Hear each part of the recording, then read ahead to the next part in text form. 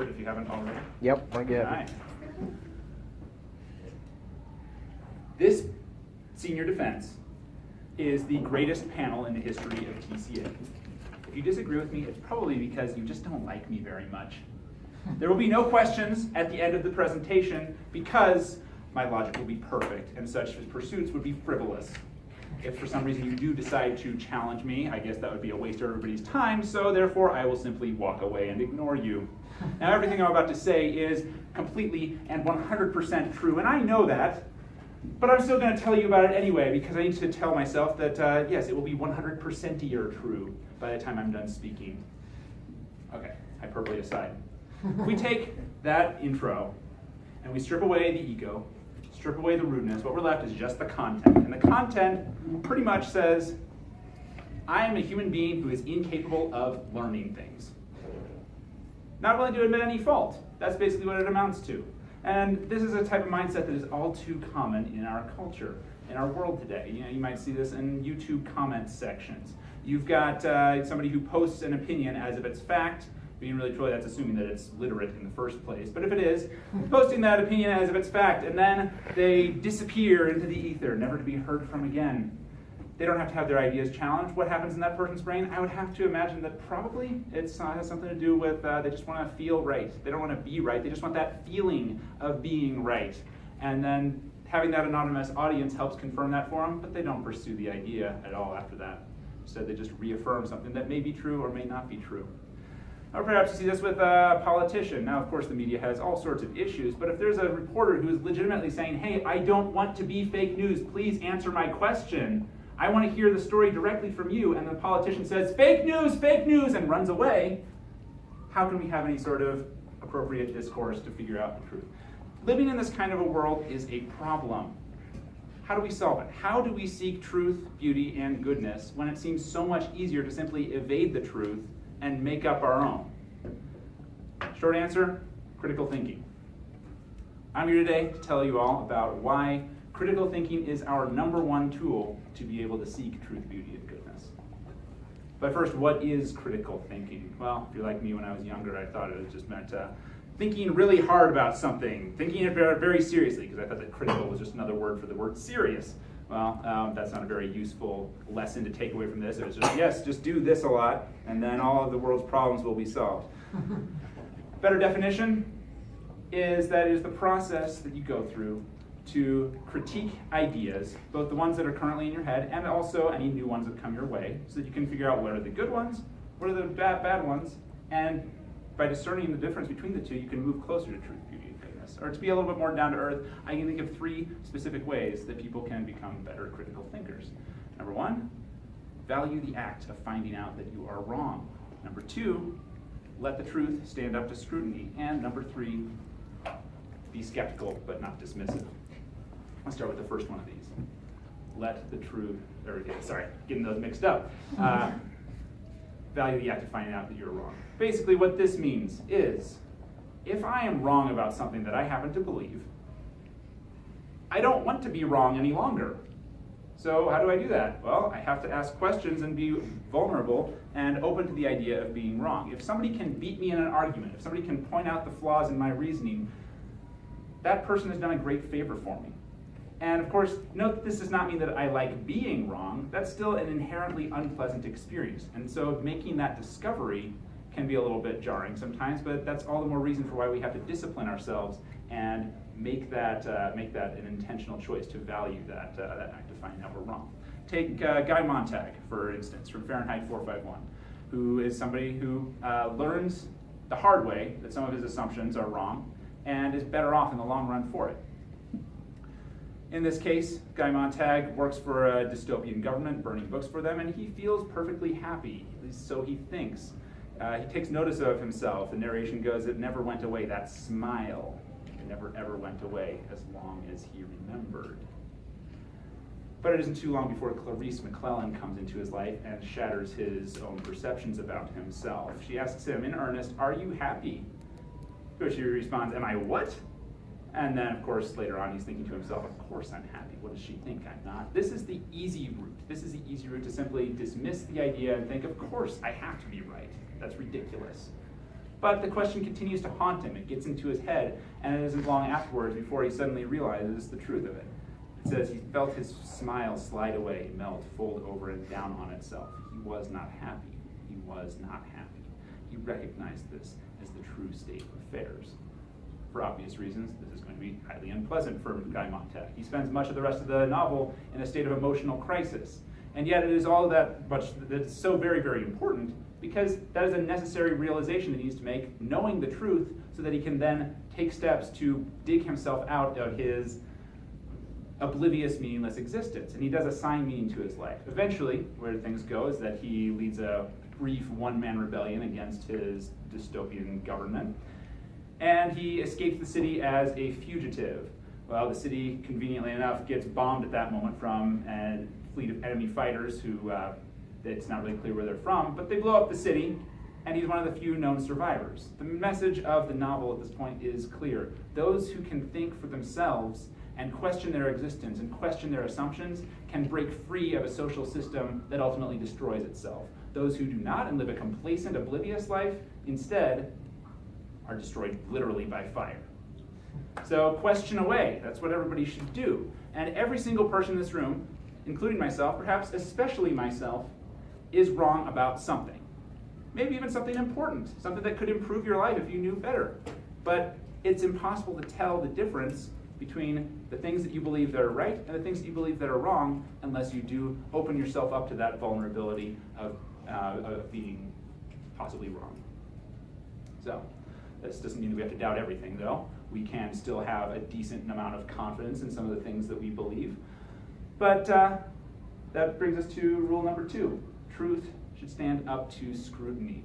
Let's put it this way. If you know that you are right about something, question it. What's the worst thing that can happen?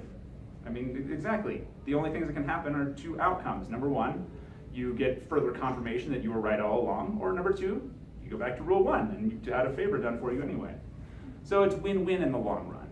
For this example, let's take a look at Socrates from Plato's Apology. Socrates is an example of somebody who is so loyal to knowing the truth that even when he knows that he has the truth, he'll still question it anyway. In this case, he tells a story about how the oracle at Delphi says that Socrates is the wisest man on earth. He's a little bit skeptical, but he validates the oracle's claim. He says, I know that I have no wisdom, small or great. What can he mean when he says that I am the wisest of men? And yet, he is a god and cannot lie. That would be against his nature.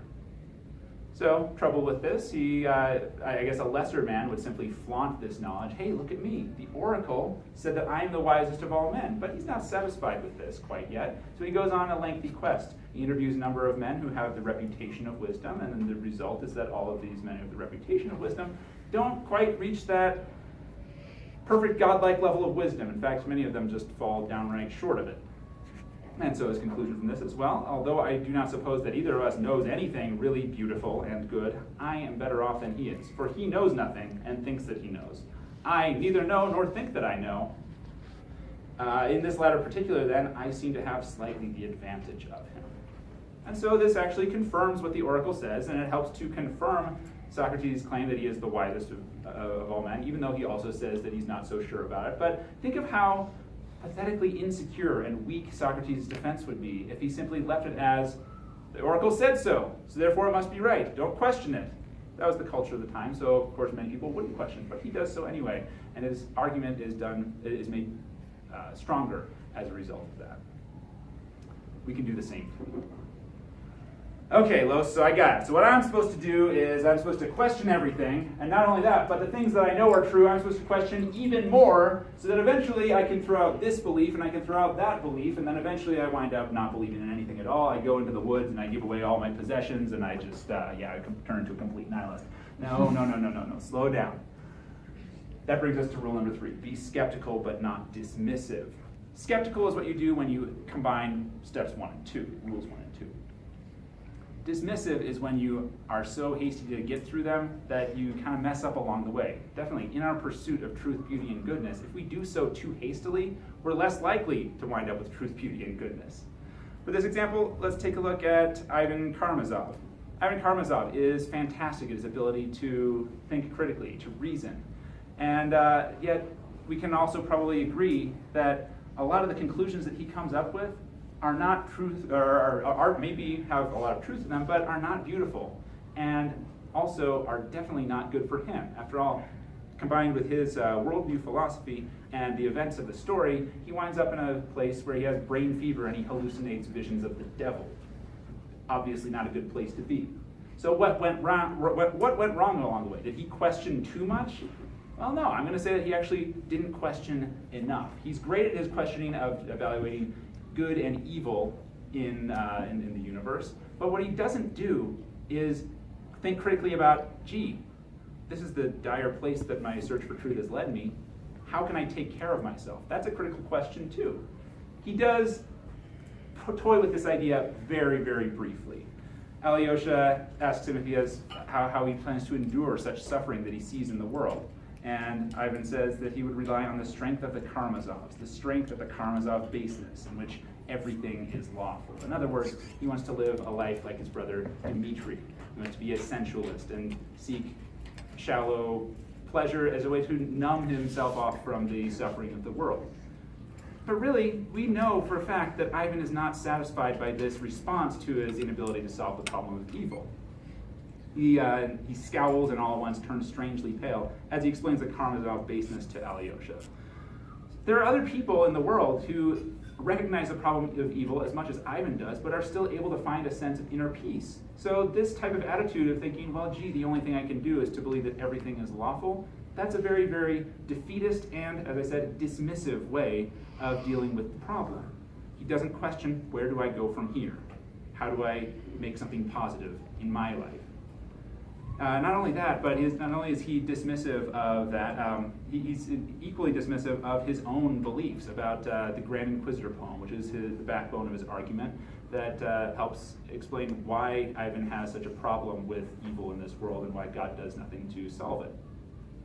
As soon as Alyosha levels some legitimate criticisms at the Grand Inquisitor poem, Ivan immediately says, oh, it's all nonsense. It's only a senseless poem of a senseless student who could never write 2 lines of verse. Why do you take it so seriously? Again, being dismissive.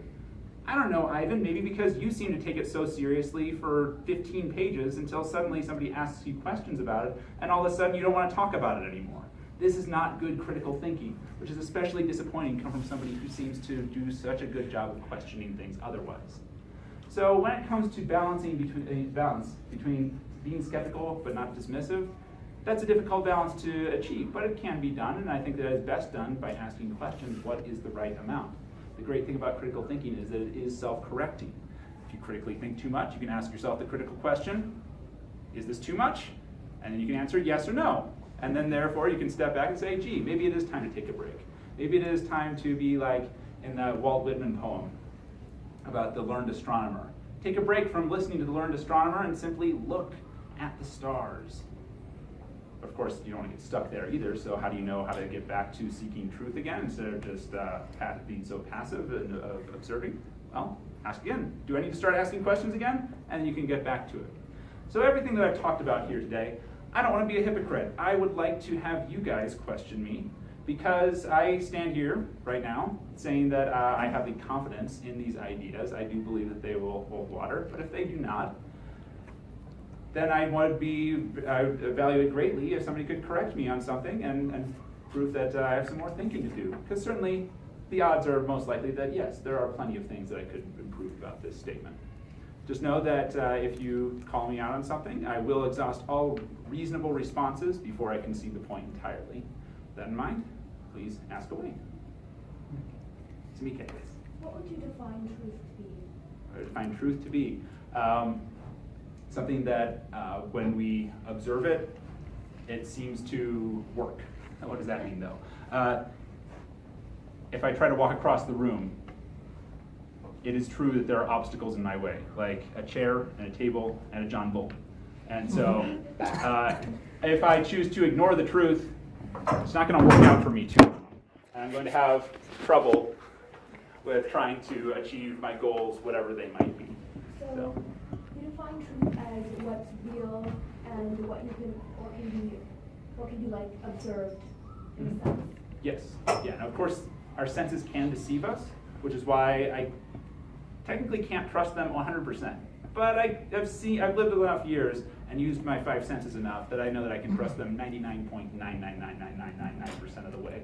And that, for me, that's good enough. Galileo once said that where the senses fail us, reason must step in. Do you agree with him, or do you disagree? Because I'm sort of defining what is real based on the senses.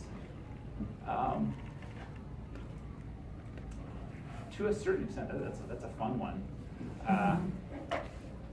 In some cases, yes, though if I talked about this long enough, I could easily end up contradicting myself, so just take this with a grain of salt. It seems to me that reason can step in to make sense of things where we can't properly observe something. If I want to understand something about Mars, I can't see Mars, at least not directly. I can see photos of Mars, but not Mars itself. And so, yeah, I can use my reasoning to hypothesize and put different facts together and piece them together, use some inductive and deductive reasoning, and eventually come to conclusions where I wasn't able to observe it directly, but it appears to be truthful. Now, I still have to maintain that level of skepticism that, yes, this appears to be true. I can theorize this, and I've demonstrated over and over again that this appears to be true about Mars, whatever it might have been. But if somebody comes along in 50 years or in 5 minutes and says, no, Mr. Lose, you got it all wrong, I have to say, okay, that makes sense. And how would they know? Well, because they would have better evidence than I would. And that better evidence could come down to either better reasoning or the better direct observation than I had available to me. So I don't know if that answers the question. I feel like I could ramble about that one for about 10 minutes, but yeah, that's the basic gist of it. Tamika, I will get back to you. Go ahead. Well, I guess, so if we're saying that truth is objective, goodness and beauty are such subjective things, how do you really know when you're finding beauty or goodness, considering it's just what you're relating to? Good for me, good for the masses, good for country, whatever it may be. Ooh, those are tough ones. So I'm not entirely convinced that beauty and goodness have to be subjective. I think that there are things that certainly can have the appearance of being good, things that can have the appearance of being beautiful, but are not actually that in the long run. You spend enough time with something that you thought was good and it turns out to be a complete detriment. So in that sense, yeah, further questioning, the things that appear at face value being beautiful or good, yeah, just more questioning should hopefully eventually lead us to a better understanding of those things, and then we can determine at a more objective level, it's a bit contradictory, isn't it? More objective level as to whether our perceptions of them were true. I think that it's important to note that, kind of like Socrates, there are probably very few things, I'm just going to assume, because it's the safer assumption to make if I have to assume. I'm just going to assume that there are very few things that we actually have 100% perfect understanding on. But we can understand them in an incomplete degree. Here's truth up here, and we can move closer to that. And even if we move from here to right here, that's still an advantage to us overall. So yeah, I don't know that we can come up with answers that are perfect in terms of beauty and goodness, but we can certainly take another layer off of the onion that we're trying to peel here and look at check it out in a deeper level. So as long as we're moving in that direction, that's what's important to me more than actually being there. All right, just moving around. Go ahead, speaking. What would you define beauty as? Beauty. If you don't mention Beauty. your wife, you might get points. There we go. Wonderful. Yes, my wife, first and foremost. There we go. So many different things, but here's the way that I would put it. I honestly find that beauty and goodness, the more I think about them, are very much the same thing. So here's truth in my eyes. And then within that we have beauty. Some things are true, but not beautiful. Genocide is not beautiful. even if it truly happened. Starvation is not beautiful, even if it truly happened. Okay. Beauty, though, somebody hungry who's being fed, yes, I think that that is a very beautiful thing. I also think that it is a good thing. Now, so far, I was thinking about this just in the car ride this morning, and I really couldn't separate these two items. Now, that's just what I've come up with right now. If somebody has an idea of something that is beautiful but not good, or good but not beautiful, then I'd love to hear it. My general one-size-fits-all response would be that, yeah, if something is beautiful but not good, it only has the appearance of beauty, because by definition, something that's beautiful has to have something good to it. And same thing, vice versa. Anything that is truly good, I said a hungry person eating, I think that there is beauty in that. So, can keep picking my brain about that one. Zero. Ryan, go ahead. How it's drawn now, you're saying that everything that is beautiful and good is true? Yes. Okay. Yeah. If something is, if I look at something and I'm like, oh, this is beautiful and good, but then somebody is able to show me, but that's not based in reality whatsoever. Like, there's not even any sort of abstract truth there, like in a piece of literature. If I can't relate that to my life whatsoever, if I can't relate that to a deeper concept that happens to be true in the abstract sense, then I can't understand how anything beautiful or good could actually be that while being alive. So, yeah. So, would you say that physical beauty would not be in your definition of beauty? Because, for example, an egotistical human could pursue physical beauty by getting plastic surgery and all that jazz, and people would say that wouldn't necessarily be good. So, by that definition, you would say that that wouldn't be beautiful either. In and of itself, correct, yeah. I would say that it is an appearance, that it's something that has the appearance of beauty, and that can be nice, we can appreciate that. But at its core, if it's somebody who's beautiful but has literally no redeeming qualities otherwise, then I would say that's just the appearance of beauty, that's not real beauty. So you're going off straight denotation, not particularly the connotation. I guess so, yeah. Do you want to define denotation and connotation?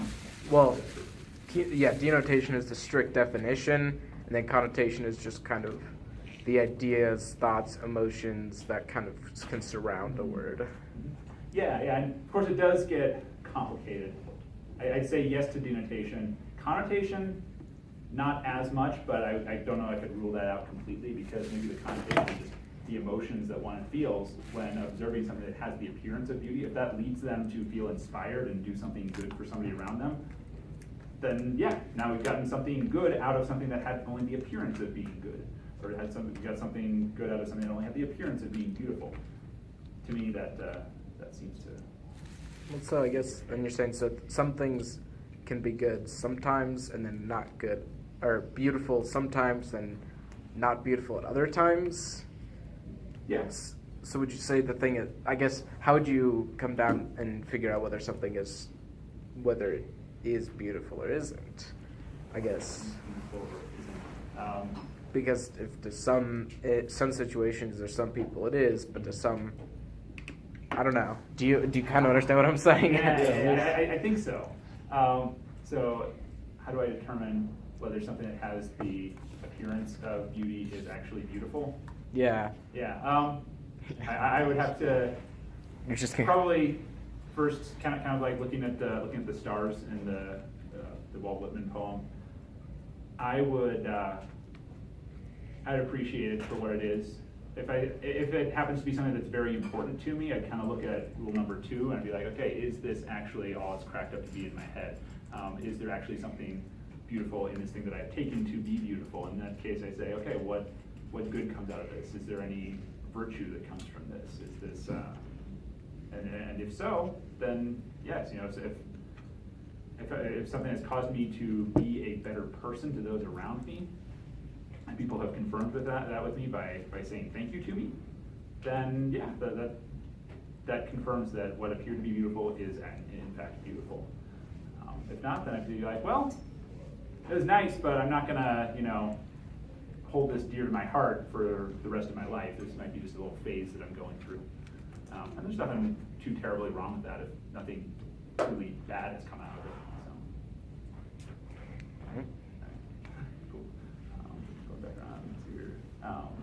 John, and then Tamika, 'cause I know you've been waiting for a little while for me to get back to you. Okay, so from like kind of a biblical, I don't know if this is like applicable to yours, but in a sense, kind of bouncing off your question. So say somebody, I guess I don't know if it's necessarily biblical, but I mean in some aspect. But so say somebody is like worships Satan or something, right? Yeah. And so they see Satan as beautiful and like good, and it benefits their life. Totally weird, right? But like, Yeah. but That's okay. how and they view that as the truth. Like, how does that individual differ from like a Christian in the sense of like how they determine what truth is? Obviously it's individual, but like is there such thing in your mind as like a universal truth? Because if it leads them to do things that are good, Yeah. you know, that Satan worshiper. Yeah. They believe that Satan is the truth and that Satan will make their lives better, and lo and behold, it does. He does. I can't argue with that. I mean, it's sort of like Romeo and Juliet, a rose by any other name would smell as sweet. You call him Satan, but apparently if you're getting something good out of that, then I can't argue with the results. Yeah. So, you know, I mean, another way to look at that, I don't know if I would look at it this way, but some other people might say like, oh, well, yeah, you think you're worshiping Satan, but if you're actually becoming a better person as a result of that, you're saying the word Satan, but you actually mean God, at least how I would define it. Okay. That could be another way to Yeah. think about it. Yeah, if you know, by definition, Yeah. you're worshiping something that is good, having that process of worship turn you into somebody better, and there's literally no way that you can show otherwise, then yeah. So yeah, and then Can something be beautiful if it has elements of both good and bad in it? ooh, that is fun. Yeah, I think so. And it's important to note that the whole world is in shades of gray. How At least, many? just in the sense that most issues are not black and white. Oh. They're going to be somewhere in between. Sorry, Victor. And wow, now all of a sudden I want to just go and like study a bunch of Eastern philosophy with like the yin yang thing, because I feel like if I knew more about that, that would give me a better answer. Yeah, gosh, it's something can, I think, be called, for practicality's sake, beautiful as a whole, even if there are things in it that are not so good. A human life can be beautiful, even though that person does some things that are good, some things that are horrible. But yeah, I think we can define it based on what direction that thing, object, person was heading. Are they striving for good or striving for the opposite? And so, yeah, in that sense, moving in that direction, overall, this is getting pretty abstract and hard to define, and I feel like I'm not doing a very good job, but yeah, the direction that they're headed in, even though there would be some resistance in the other way, that would be beautiful as a whole. That would be good as a whole. Could they be more beautiful, more good? Sure, but so perhaps can everyone and also everything, or most things at the very least. So I feel like that was probably one of my weaker answers, so that's a good one right there. I like that. And then Brian. Oh, yeah, for sure, go for it. So I'm hearing like kind of a recurring theme where it was like you were talking about if the truth is up here and you're down here, even if you move this much better, you'll get a better advantage, and to continue to seek truth. So do you think that there is such a thing as something that is 100% true, and do you think we can ever find it? In theory, yes, I do think that if you're moving in an intentional direction, there has to be some kind of destination. Even if your destination is just to enjoy the journey. Once you've said, okay, I've enjoyed the journey a lot, that's kind of in a sense your destination. So, yeah, in theory, I do believe that there is something. Can we reach it? I find that hard to believe, at least from what I see looking around me left and right. Doesn't mean it's not worth pursuing. And I don't know. That's that's the best I can think of right now. I can keep talking if you feel like I've given you a No, not too good of an but answer. answer. Okay, cool. I look at like a fire, like an fire pit, and I think that's beautiful. It has a warming effect on people. It can do great things. People like it. It's abstract and makes people think. Do you agree that fire is beautiful? Because it certainly has negative consequences. Yes, depending on how it is appropriated. So fire is beautiful sometimes and not other times. Yes. Okay. Well, so I guess by that steam. Oh, sorry. I guess let me see what I said. Oh, I guess so. You're saying whether fire is good or bad could be relative, so it's not inherently good or bad, and thus I don't know. Then we could go down to, thus, anything could be relative, and then therefore there are no truths. In terms of objects, I guess is fire technically an object? It's not. It doesn't have mass, but I guess yeah, like Okay. it's objective, like yeah. say. yeah, objects might that might have both that good and not good, that beautiful and not beautiful within them.